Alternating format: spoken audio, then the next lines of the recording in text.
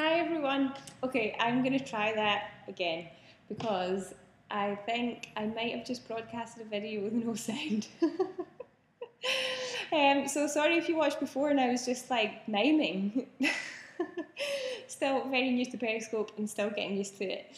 But hi and thanks for watching my video where I'm going to show you my top tips for sewing gathers. This is a take two, although Periscope is supposed to be live.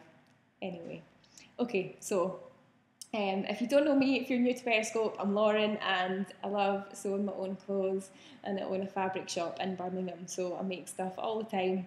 It's like I've got the biggest fabric stash ever and I just get ideas about what to make all the time. And at the moment I'm making a summer dress. I'm using the Colette Hazel pattern, which is this one here. It's a really cute summer dress. It's got straps at the top and then a fitted bodice and gathers at the bottom. So I'm now at the stage where I have to attach the gathered skirt to the bodice, and because it's all done in one piece, it's quite a big area. Okay, so what I've got is my bodice, which is here. Okay, so it's quite, as I said before, it's like a big sort of long piece. It's like wraps around the whole body, okay? And then I've got to fit my skirt into that. Okay, so it's quite like a long area to get the gathers even. So what you have to do, my first top tip, is you need to sew your gathering stitches in, and use a long stitch length to do that. Hi, thanks for joining. So use a long stitch length. I used 4.5 on my machine and it had 3 lines of gathering stitches, so it's important to do 3, especially when it's a really long area. Thanks for the hearts. So I've got 3. I've got one, you can see it just at the edge here. I've got one that's about 0.5 centimetre away from the raw edge, one that's about 1 centimetre away, and one that's about 2 centimetres. And that's so that when I sew my final seam at 1.5 centimetres, I'm not actually sewing over any of these. So it'll be easy to take out later.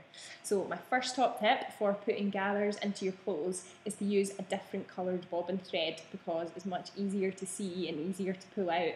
So when you do sew your gathering stitches in, you're going to have like loads of thread tails at the start and end of your stitching. But if your bobbin thread's a different colour, it's going to be much easier to separate it out.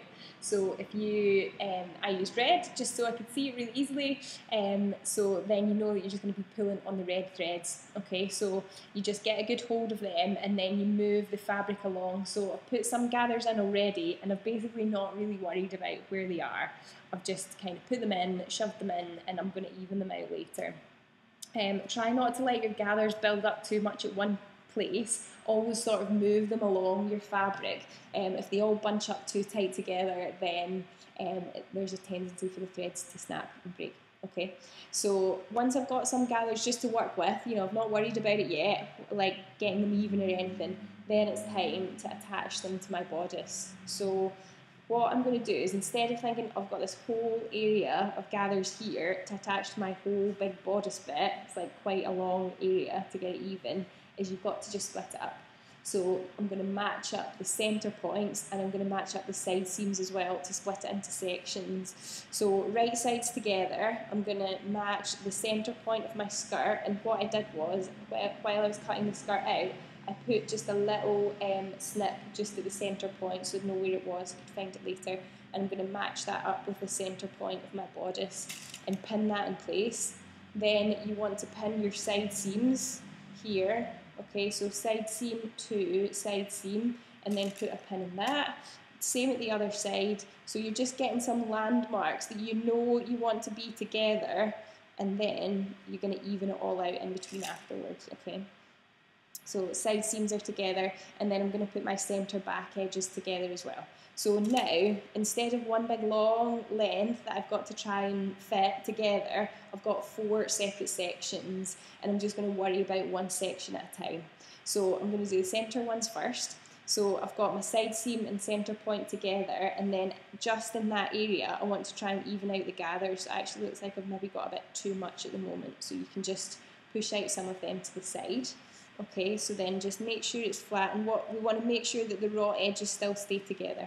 Okay, so just in that area you can just focus on getting the gathers even there and then pin it in place, and you just do that the whole way along your length. So instead of thinking, I've got this big skirt and I have to try and fit it into the bodice, and it's like too hard to get it even. It's not. It's really easy because you just have to separate it out, little chunks, little chunks, little chunks, and then it's a lot easier. Okay, so once you've got it all pinned, and I usually put my pins in at 90 degrees to the seam, just to find it a little bit easier. Then I'm going to sew it. Okay, so top tip number 3 of putting gathers into your handmade clothes is to sew it with the gathers facing you. So as you feed it into the machine, you want the gathered side to be facing up.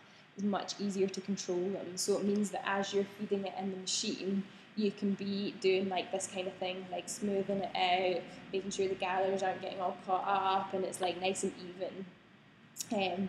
And that is it, my top 3 tips. So tip number 1, if you missed it, is use a different coloured bobbin thread in your bobbin for sewing the gathering stitches, because it's a lot easier to separate them out and pull on them. Second top tip is to chunk out and put into sections the area that you want to gather. So rather than fitting the whole thing together at once, match up notches and centre seams and work in chunks to get it nice and even. And third top tip is to sew with the gathers facing up. Okay, it's much easier to control them. So I hope you're going to find that useful if you fancy making a nice summer dress this summer. If you're around on Thursday, then please do tune in. So me and my friend Claire Louise, who you can find at Thrifty Stitcher, are doing a piggyback Periscope. We're going to be chatting to you about bodice binding. So we're going to be doing little videos back and forth, sharing our tips on how to make it, what it's used for, top tips on applying it. I really like using it when I make my own clothes, so I hope you find that useful as well. So 2 o'clock on Thursday, we'll be there, so follow me on Periscope for the live chat where you can ask questions as well. Claire Louise is at the Thrifty Stitcher, so I hope you can join us then, and have a good day. Okay, see you soon, bye.